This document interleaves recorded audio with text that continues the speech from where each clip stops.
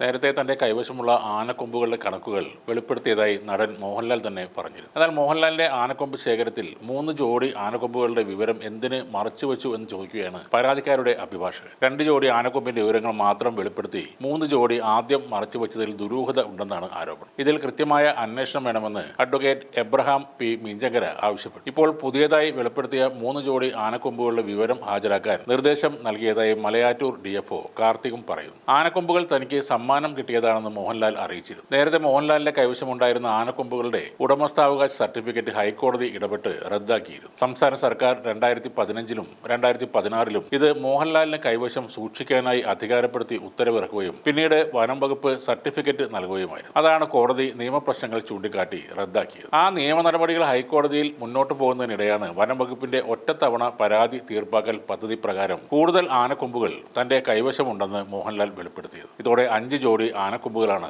ഇദ്ദേഹത്തിന്റെ കൈവശമുള്ളതെന്ന് വ്യക്തമായി. ഈ കൊമ്പുകൾ മാത്രമല്ല, ആനക്കൊമ്പിൽ തീർത്ത 13 ശില്പങ്ങളും മോഹൻലാലിന്റെ കയ്യിലുണ്ട്. ഇവയെല്ലാം തനിക്ക് സമ്മാനമായി ലഭിച്ചതെന്നാണ് നടന്റെ വിശദീകരണം. എന്നാൽ അതിലും ചില നിയമപ്രശ്നങ്ങളുണ്ട്. ആനക്കൊമ്പുകൾ പാരമ്പര്യമായി കൃത്യമായ രേഖകളുടെ അടിസ്ഥാനത്തിൽ കൈമാറി സൂക്ഷിക്കാം, അല്ലാതെ ഇതൊന്നും സമ്മാനമായി സ്വീകരിക്കരുത് എന്നാണ് വനം നിയമത്തിൽ പറയുന്നത്. ഈ ആനക്കൊമ്പുകളെല്ലാം വനം വകുപ്പ് കൃത്യമായി പരിശോധിക്കണം. ഇപ്പോൾ പ്രാഥമിക പരിശോധന മാത്രമാണ് നടന്നത്. DNA ടെസ്റ്റ് അടക്കമുള്ളവ നടത്തി എത്രയും പെട്ടെന്ന് ഇതിന്റെ വിശദാംശങ്ങൾ ഹാജരാക്കാൻ നിർദ്ദേശിച്ചതായി വനം വകുപ്പ് പറയുന്നു. എറണാകുളം തേവരയിലെ മോഹൻലാലിന്റെ വസതിയിൽ 2011 ഡിസംബർ 21-ന് ഇൻകം ടാക്സ് ഉദ്യോഗസ്ഥർ നടത്തിയ പരിശോധനയിലാണ് 2 ജോഡി ആനക്കൊമ്പുകൾ കണ്ടെത്തിയത്. തുടർന്ന് 2015-ൽ ആനക്കൊമ്പുകൾ ഡിക്ലെയർ ചെയ്യാൻ സർക്കാർ അവസരം നൽകുകയായിരുന്നു. വർഷങ്ങളായി കോടതി കയറിയിറങ്ങുന്ന ഈ കേസിൽ ഇപ്പോൾ അപ്രതീക്ഷിതമായ ചില വഴിത്തിരിവുകളാണ് ഉണ്ടായിരിക്കുന്നത്. മുമ്പ് കരുതിയിരുന്നതിനേക്കാൾ വലിയൊരു ആനക്കൊമ്പ് ശേഖരം മോഹൻലാലിന്റെ കയ്യിൽ ഉണ്ടെന്ന വിവരമാണ് ഇപ്പോൾ പുറത്തു വന്നിരിക്കുന്നത്. അദ്ദേഹത്തിന്റെ പക്കലുള്ള 13 ആനക്കൊമ്പ് ശില്പങ്ങൾക്ക് മാത്രം ഏകദേശം 45.76 കിലോ ഭാരമുണ്ട്. ഇതിൽ 7.86 കിലോഗ്രാം ഭാരമുള്ള തിരുപ്പതി ബാലാജിയുടെ ശില്പം, 7.26 കിലോഗ്രാം ഭാരമുള്ള ശ്രീരാമ ശില്പം, 3.97 കിലോയുള്ള ദശാവതാരം, 3.5 കിലോയുള്ള ശ്രീകൃഷ്ണ ശില്പം തുടങ്ങിയവ. തനിക്കിവ ലഭിച്ചത് എങ്ങനെയാണെന്നും താരം വിശദീകരിച്ചിട്ടുണ്ട്. 10 ആനക്കൊമ്പുകളിൽ 6 എണ്ണവും 13 ശില്പങ്ങളും തന്റെ അമ്മൂമ്മയായ ഗൗരിക്കുട്ടിയമ്മയിൽ നിന്നും പരമ്പരാഗതമായി ലഭിച്ചതാണെന്നും ബാക്കിയുള്ള 4 ആനക്കൊമ്പുകൾ തനിക്ക് സമ്മാനമായി കിട്ടിയതാണെന്നുമാണ്